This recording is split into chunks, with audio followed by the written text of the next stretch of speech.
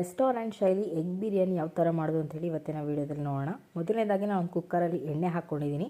ಎಣ್ಣೆ ಹಾಕಿಬಿಟ್ಟು ಚಕ್ಕೆ, ಲವಂಗ ಮತ್ತು ಏಲಕ್ಕಿ ಆ ಮೂರನ್ನು ಕೂಡ ಹಾಕಿದ್ದೀನಿ. ಅದಾದಮೇಲೆ ಕಸ್ತೂರಿ ಮೇಥಿನ ಸ್ವಲ್ಪ ತೊಗೊಂಡಿದ್ದೀನಿ.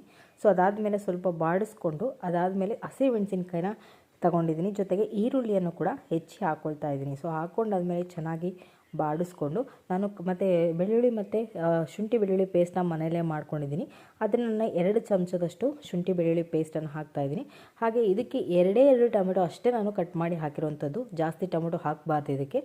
ಅದಾದ ಮೇಲೆ ನಾನು ಖಾರದ ಪುಡಿ ಮತ್ತು ಧನಿಯಾ ಪುಡಿ ಎರಡನ್ನು ನಾನು ಹಾಕ್ತಾಯಿದ್ದೀನಿ. ಇಲ್ಲಿ ಬಿರಿಯಾನಿ ಪೌಡರ್ನ ನಾನು ಯೂಸ್ ಮಾಡ್ತಾಯಿಲ್ಲ, ಇದು ಆಪ್ಷನಲ್ಲು, ನಿಮಗೆ ಬೇಕು ಅಂದರೆ ನೀವು ಹಾಕ್ಕೊಳ್ಳಿ. ಅದಾದ ಮೇಲೆ ನಾನು ಚಿಕನ್ ಮಸಾಲಾನ ಕೂಡ ಇಲ್ಲಿ ಆ್ಯಡ್ ಮಾಡ್ತಾಯಿದ್ದೀನಿ, ಆಚಿ ತೊಗೊಂಡಿದ್ದೀನಿ. ಜೊತೆಗೆ ಸ್ವಲ್ಪ ಕರ್ಡ್ ಅಂದರೆ ಮೊಸರು ಸ್ವಲ್ಪ ಹಾಕ್ಬೋದು, ಇದು ಆಪ್ಷನಲ್ಲು. ನಿಮಗೆ ಟೇಸ್ಟ್ ಬೇಕು ಅಂದರೆ ಅಂದರೆ ಟೇಸ್ಟ್ ಮೇಲೆ ಇದು ಹಾಕಿದ್ರೆ ಚೆನ್ನಾಗಿ ಟೇಸ್ಟ್ ಬರುತ್ತೆ ಅಂತೇಳಿ. ಅದಾದಮೇಲೆ ತೊಳೆದಿಟ್ಟಿರುವಂಥ ಅಕ್ಕಿನ ಹಾಕ್ಕೊಂಬಿಟ್ಟು ಅದಕ್ಕೆ ಎಷ್ಟು ನೀರು ಬೇಕಾಗುತ್ತೋ ಅದನ್ನು ಕ್ವಾಂಟಿಟಿ ನೋಡ್ಕೊಬಿಟ್ಟು ಆ್ಯಡ್ ಮಾಡಿದ್ದೀನಿ. ಜೊತೆಗೆ ಇಲ್ಲಿ ರುಚಿಗೆ ತಕ್ಕಷ್ಟು ಉಪ್ಪನ್ನು ಕೂಡ ಹಾಕ್ತಾಯಿದ್ದೀನಿ.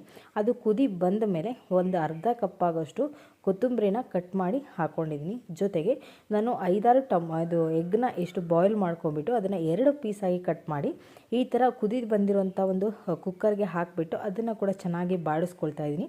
ಚೆನ್ನಾಗಿ ಬಾಡಿಸ್ಕೊಂಡಾದ್ಮೇಲೆ 2 ವಿಷಲ್ ಸಾಕು. 2 ವಿಷಲ್ ಬಂದಿದೆ. 2 ವಿಷಲ್ ಬಂದಾದಮೇಲೆ ಈ ರೀತಿಯಾಗಿ ಫ್ಲೇವರ್ ಕಾಣುತ್ತೆ. ಈಗ ನೀವು ನೋಡ್ತಾ ಇರ್ಬೋದು, ರೆಸ್ಟೋರೆಂಟ್ ಶೈಲಿ ಎಗ್ ಬಿರಿಯಾನಿ ಇಸ್ ರೆಡಿ.